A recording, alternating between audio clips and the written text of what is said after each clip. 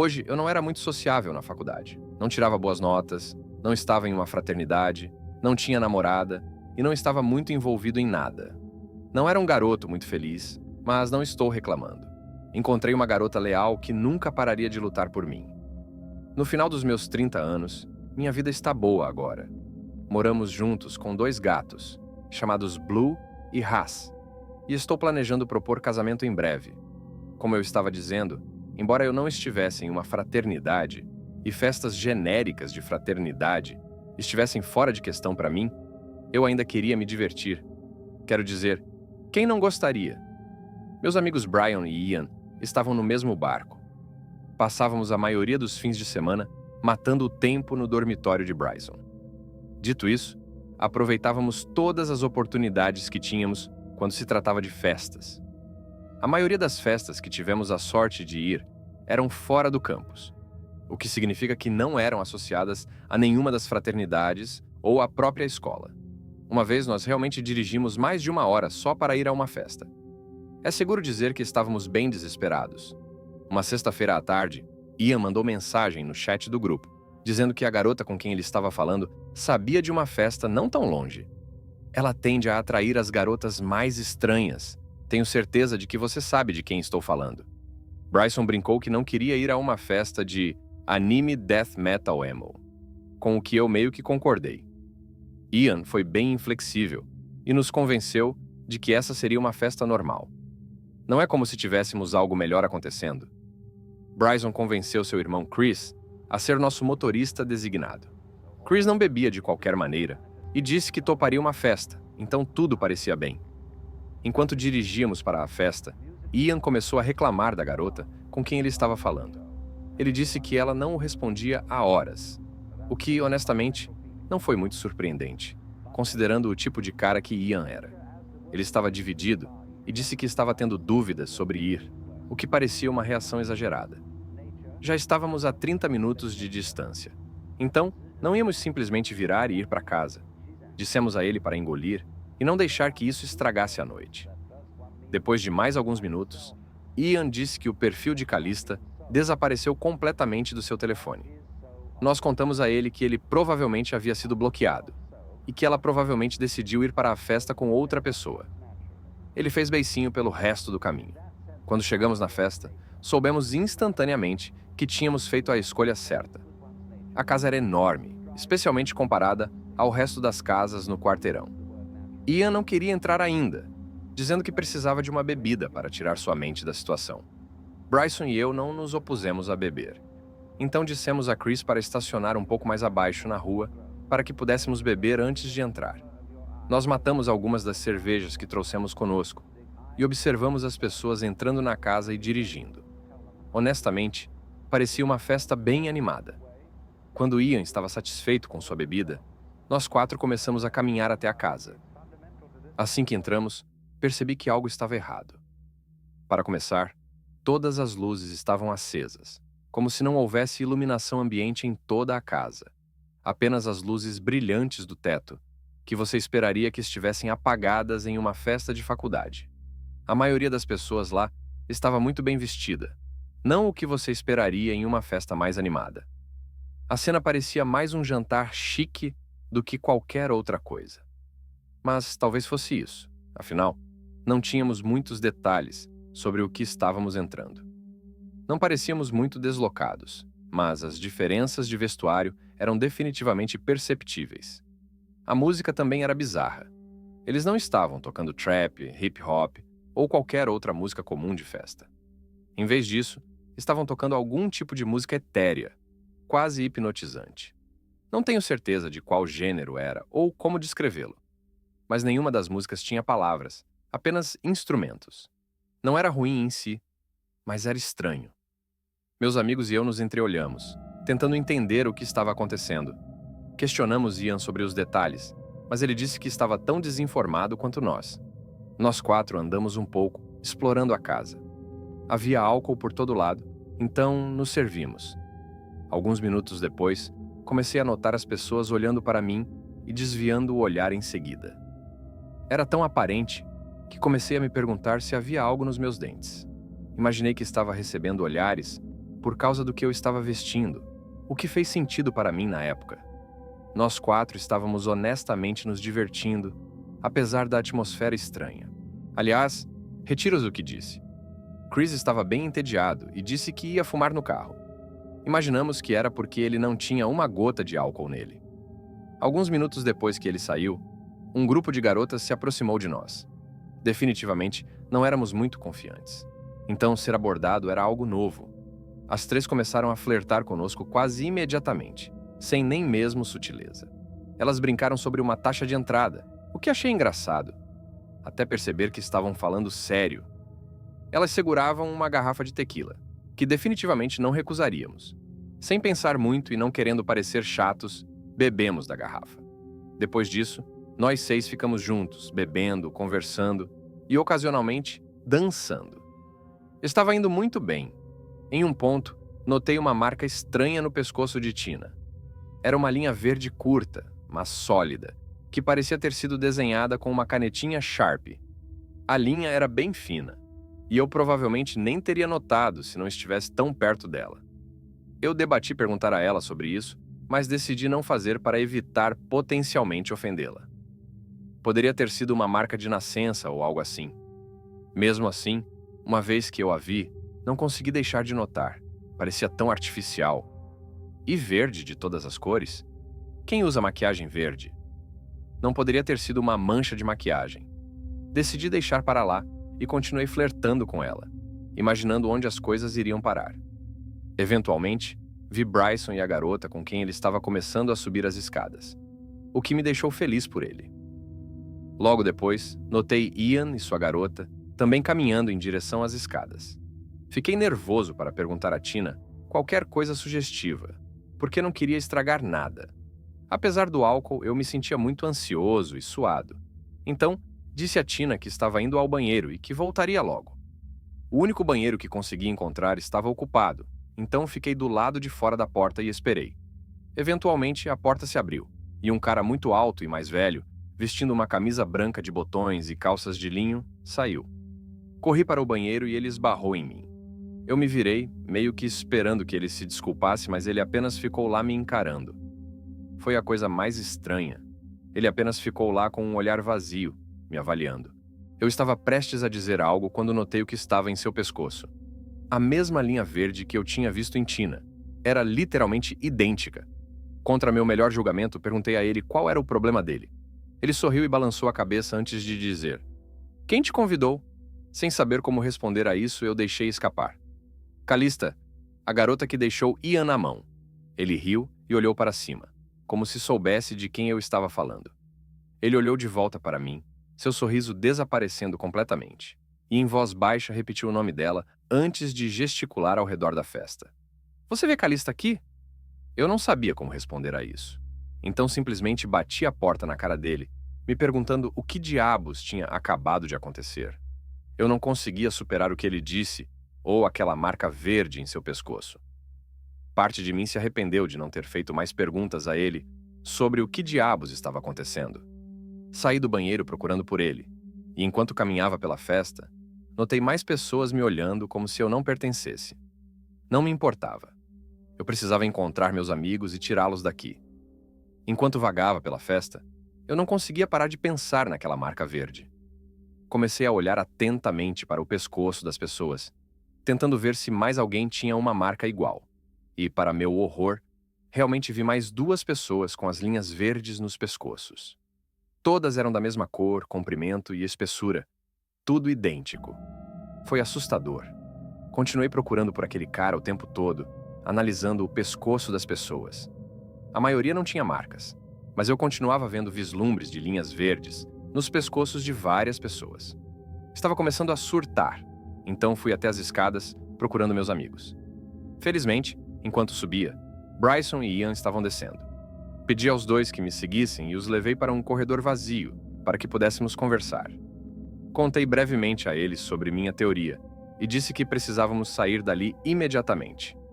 Eles começaram a rir e disseram que eu estava bêbado. Bryson me disse que eu estava com ciúmes porque eles tinham ficado e eu não. Perguntei para onde as garotas haviam ido, e Bryson me disse que a dele instruiu a encontrá-la lá em cima em 20 minutos. Ian disse que a garota dele havia dito a mesma coisa. Não havia como convencer esses dois, que estavam no auge de uma conexão. Eu disse a eles para me seguirem, e que eu provaria que as pessoas tinham marcas estranhas nos pescoços, mas eles não se mexeram. Quando eu estava prestes a desistir, Ian se virou para o lado, e o que vi foi realmente horrível. Havia uma linha fina em seu pescoço, mas esta era vermelha, não verde. Eu praticamente gritei com ele, o que finalmente os fez me ouvir. Inspecionei o pescoço de Bryson e vi que ele também tinha uma marca vermelha. Ian me disse para relaxar, sugerindo que poderia ser apenas uma mancha de maquiagem. Mas Bryson começou a acreditar em mim. Eu disse a eles que estávamos indo embora, e Bryson e eu nos viramos para encontrar a porta. Ian ainda se recusava a sair, dizendo que queria se encontrar novamente com a garota. Nesse momento, um cara aleatório passou por nós, olhando para cada um de nós separadamente. Ele não disse nada, mas parou tempo o suficiente para que notássemos a linha verde em seu pescoço. Era isso. Bryson e eu corremos para a porta, com Ian atrás de nós. Enquanto saíamos, parecia que todos estavam nos olhando, mas ninguém se moveu para nos impedir. Corremos para o carro de Chris e dissemos para ele dirigir. Assim que saímos, os telefones de Ian e Bryson começaram a tocar. As garotas estavam perguntando por que tínhamos saído. Como elas poderiam saber? Nem estavam por perto para nos ver saindo. Meus amigos bloquearam os números das garotas. Todo mundo para quem conto essa história tem suas próprias teorias malucas sobre o que aconteceu naquela noite. Eu realmente não sei o que pensar sobre isso, mas acho que não quero saber o que poderia ter acontecido se aquele cara não tivesse me avisado.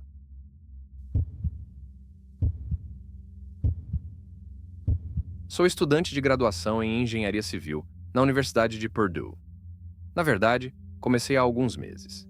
Estava em um bom lugar, considerando tudo. As aulas estavam indo bem, fiz alguns amigos e o apartamento que encontrei tinha um preço decente. O proprietário era meio suspeito, mas eu tinha um carro e morava longe do campus. Eu gostava de dirigir. A única desvantagem era que o apartamento ficava em uma parte suspeita da cidade, mas eu não me importava muito com isso. Sou um cara na faixa dos 20 anos, então imaginei que poderia me virar. Sim, as coisas estavam um pouco chatas, mas eu estava lá para um diploma, não para festas. Tudo estava bem normal até o dia em que minha mochila foi roubada. Eu a deixei em uma mesa em um corredor aleatório para ir ao banheiro, como um idiota. Quando voltei, ela havia sumido. É claro, aquele corredor específico não tinha câmeras, então não havia literalmente nada que eu pudesse fazer. Eu estava mais irritado do que qualquer coisa. Minhas chaves, carteira e laptop estavam na mochila quando ela foi roubada. Tive que cancelar meus cartões e obter novos, relatar o desaparecimento das minhas chaves ao proprietário e começar a procurar um laptop substituto. Foi um baita problema. É uma droga, mas coisas assim acontecem. Só alguns dias depois, percebi que a situação era 1000 vezes pior do que eu esperava. Uma noite, dirigi para a casa do campus e encontrei um bilhete escrito à mão embaixo da minha porta. Imaginei que fosse apenas um lembrete do meu senhorio sobre algo, mas eu estava completamente errado.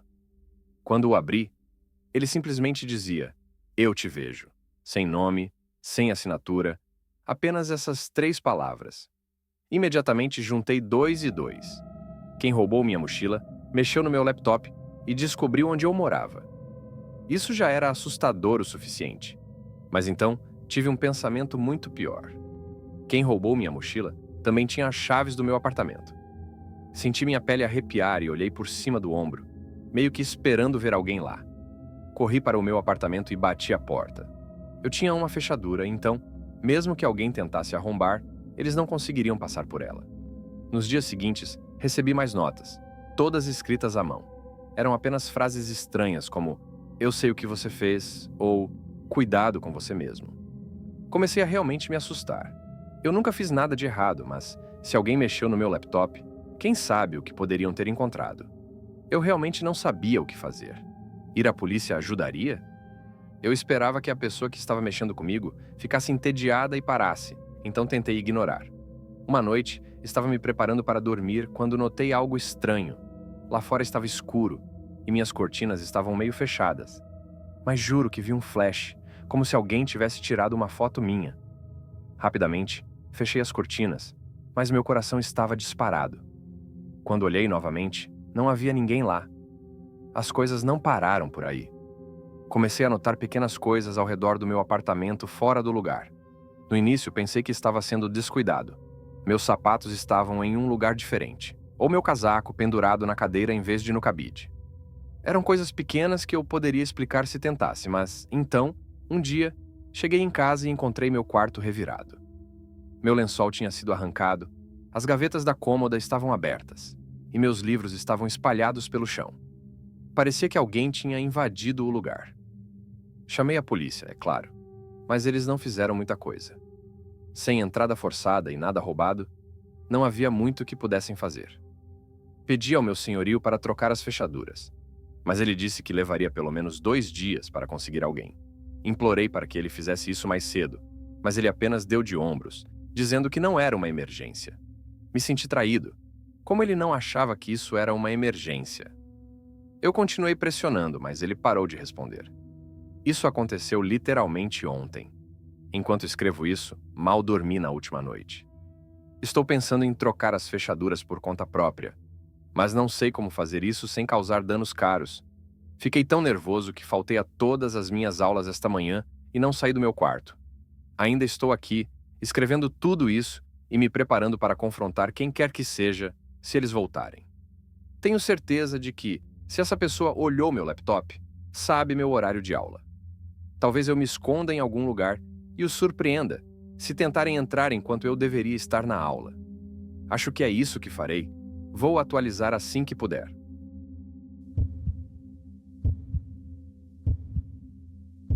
Eu também estou lidando com um problema contínuo que não consigo mais manter para mim. Acabei de terminar com meu namorado de 2 anos, Ben. Não foi um término ruim, mas também não foi exatamente bom.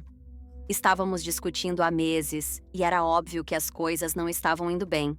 Quando finalmente terminamos, pensei que seria o melhor. Bloqueei ele em tudo. Eu estudo na Temple University e moro em um pequeno apartamento perto do campus, no 2º andar de um prédio antigo. Isso significa que posso ouvir praticamente tudo o que acontece lá fora. Alguns dias após o término, comecei a ouvir barulhos estranhos à noite. Não eram os sons normais da cidade, mas passos diferentes. Um arrastar de pé silencioso, como se alguém estivesse do lado de fora da minha janela. No começo, achei que era só a minha imaginação. Eventualmente, aceitei que provavelmente era meu ex. O motivo de eu não estar surtando era porque Ben sempre foi muito doce e inofensivo, do tipo que nunca faria nada para me machucar. Imaginei que ele só sentia minha falta, então deixei para lá, pensando que eventualmente ele ficaria entediado. Eu já estava estressada com o término e tinha um grande projeto de grupo para me preocupar. Era minha responsabilidade editar o projeto e enviá-lo ao professor. Trabalhei nele a noite toda, certificando-me de que tudo estava perfeito, e enviei por e-mail pouco antes da meia-noite. Aliviada por tê-lo terminado, fui para a cama tentando não pensar nas outras coisas que estavam dando errado na minha vida. No dia seguinte, na aula, estávamos prontos para apresentar o vídeo. Meu professor conectou o laptop e abriu o arquivo que enviei. Estava nervosa, mas também orgulhosa do que havíamos feito, porque tinha experiência com produtos da Adobe e sabia que o nosso vídeo estava ótimo. Mas quando o vídeo começou a tocar, meu estômago embrulhou. Não era o nosso projeto. Em vez disso, apareceu um vídeo granulado de alguém usando uma máscara de Scream. A pessoa não estava só sentada ali, mas dizendo coisas horríveis sobre mim, meu professor, o governo. Era nojento. Eu nem quero repetir o que foi dito. Foi tão doentio que meu professor deixou o vídeo rolar por mais tempo do que deveria, provavelmente por estar em choque. Quando ele finalmente pausou, seu rosto estava pálido. Eu estava congelada. Nunca me senti tão mortificada. Senti centenas de olhos em mim, a sala inteira me encarando. Depois dos segundos mais dolorosos da minha vida, comecei a chorar antes de sair correndo da sala. Tive um ataque de pânico. Pensei em ir para casa, mas sabia que provavelmente seria expulsa se simplesmente desaparecesse. Relutante, esperei do lado de fora do prédio até a aula terminar. Quando falei com meu professor, praticamente implorei que ele me ouvisse. Eu tinha certeza de que enviei o vídeo certo. Ele me escutou e confirmou que havia 2 vídeos enviados. O primeiro era o nosso projeto e o mais recente, o vídeo perturbador. Esclarecer as coisas com a universidade levou tempo e trabalho, mas finalmente consegui. Nada, porém, apagaria aquela humilhação. Também ficou claro que meu e-mail tinha sido hackeado, o que era um problema ainda maior. Eu mudei minha senha e pensei que tinha apenas dado muito azar. Mas foi então que as coisas pioraram. Nenhuma semana depois, acordei e percebi que estava desconectada do Snapchat. Isso só acontece quando outra pessoa faz login, o que significava que eu tinha sido hackeada lá também. Nem quero pensar no que poderiam ter encontrado, pois havia muitas coisas pessoais no meu Snapchat das quais não me sinto confortável falando.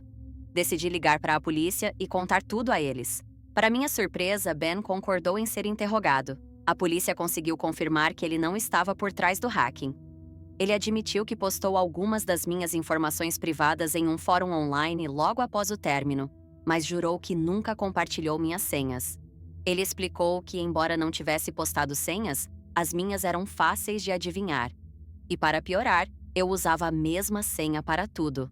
A polícia me disse que não havia muito o que pudessem fazer, já que Ben não era o responsável pelo hacking.